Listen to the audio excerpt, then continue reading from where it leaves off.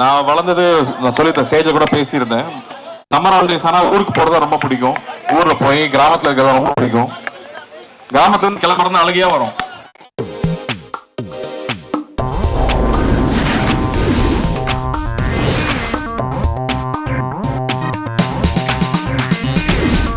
சென்னையில் விவசாயிகளுக்கும் விவசாயம் சார்ந்து வேலை செஞ்சுட்டு இருக்கிறவங்களையும் சந்திக்கணும்னு சொல்லி நிறைய பேர் அழைச்சி பேசணும். அதில் முக்கியமாக வந்து ஹிமாக்கரன் அவர்கள், அப்புறம் ரேகா அவங்களோட ஃப்ரெண்ட்ஸ் நிறைய பேர் இங்கே வந்திருந்தாங்க. மணிசுந்தர் அவங்க, நம்ம ப்ரொஃபசர் இஸ்மாயில் அவர்கள், இவங்க எல்லாருமே ஃபர்ஸ்ட் மீட் பண்ணி விவசாயம் சார்ந்து இங்கே என்ன தேவை இருக்குது, நம்ம என்ன பண்ணணும் அப்படின்னு நாங்கள் பேசும்போது அவங்க தான் ஃபர்ஸ்ட் எங்களுக்கு அட்வைஸராக வந்தவங்க.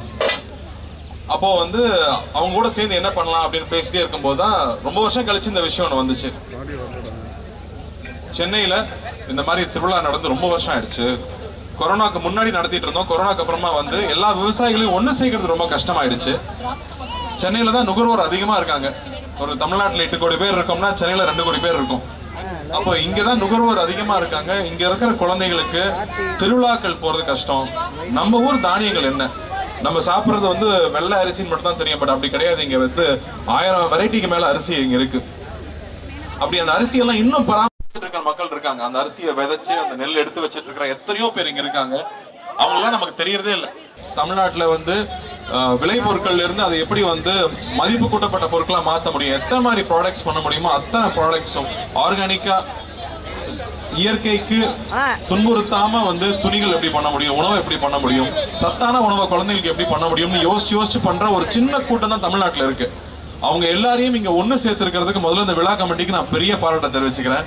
ரொம்ப ரொம்ப நன்றி. இந்த மாதிரி வந்து மக்களுக்காக குழந்தைகளுக்காக பண்ணணுன்றது வந்து அவங்களோட நேரத்தை எல்லாம் விட்டுட்டு ஒரு 3 மாசம் உழைச்சு இது பண்ணியிருக்காங்க. உழவன் ஃபவுண்டேஷனும் இதுக்கு ஒரு சிறு பங்கு அவங்க கூட என்ன பண்ண முடியுமோ அதை நான் பண்ணி கொடுத்துருக்கோம். அதுல அந்த வகையில இந்த மாதிரி ஒரு விழா ஏற்பாடு பண்ணி இந்த ஒரு சூழலை ஏற்பாடு பண்ணதே ரொம்ப பெரிய விஷயம். இங்க வந்து காலையில் ஒரு 1000 ஸ்கூல் ஸ்டூடெண்ட்ஸ் வந்துட்டு போயிருக்காங்க. பள்ளி மாணவர்களை இங்க கூட்டு வந்தது ஒரு மிகப்பெரிய விஷயம். அந்த பள்ளிகளுக்கு முக்கியமா நன்றி சொல்றேன். இன்னும் 2 நாள் இது நடக்க போகுது.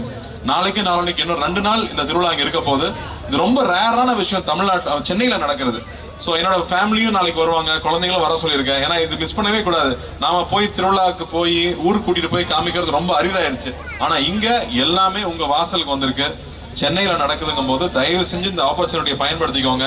குழந்தைகளை கூட்டிட்டு வந்து இங்க இருக்கிற ரேக்லா வண்டியெல்லாம் வச்சிருக்காங்க. இதெல்லாம் நான் பார்த்து ரொம்ப வருஷம் ஆச்சு. இங்க ரேக்லா வண்டிகள் இருக்கு.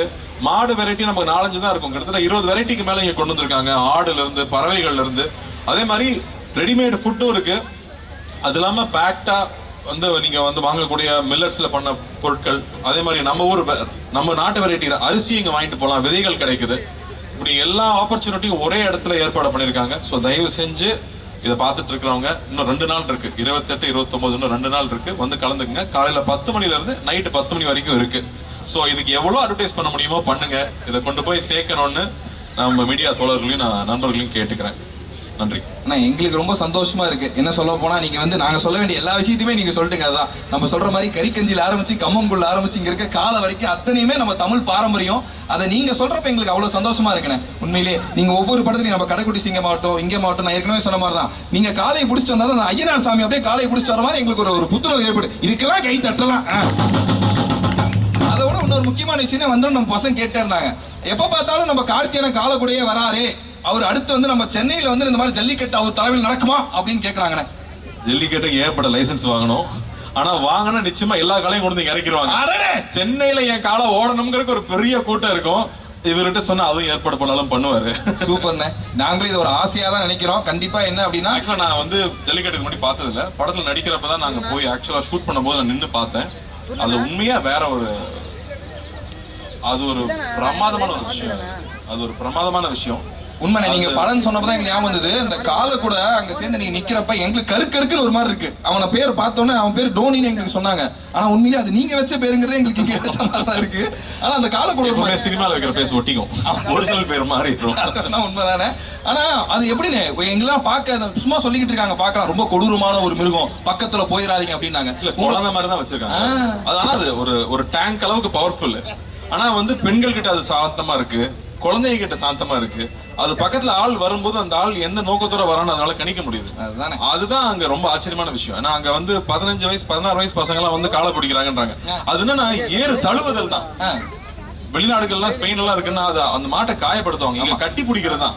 கட்டி பிடிச்சி எவ்வளவு நேரம் உன்னால தாங்க முடியுதுங்கிறது. அதை நேர் நின்று பார்க்கும்போது வெளியில டிவியில பாக்குறது வேற, அது நேர்ல நம்ம அங்க கூட நின்று பார்க்கும்போது நம்மளுடைய பண்பாடு இதுதான் நாம அப்படின்னு தெரிஞ்சுக்கிறது இருக்கு இல்லையா, அது ஒரு ரொம்ப உன்னதமான ஒரு ஃபீலிங். அது உண்மையிலேயே நீங்க சொல்றப்ப எங்களுக்கு அதான் இருக்கு. வெளிநாட்டுலாம் கஷ்டப்பட்டு இருக்காங்கயா, நாங்க தாயா பிள்ளையா இன்னும் ரேஷன் கார்டுல மட்டும் தான் எங்க கால பேரை சேர்க்கல, மத்த அளவு அவ்வளவு அன்பா இருக்கீங்க.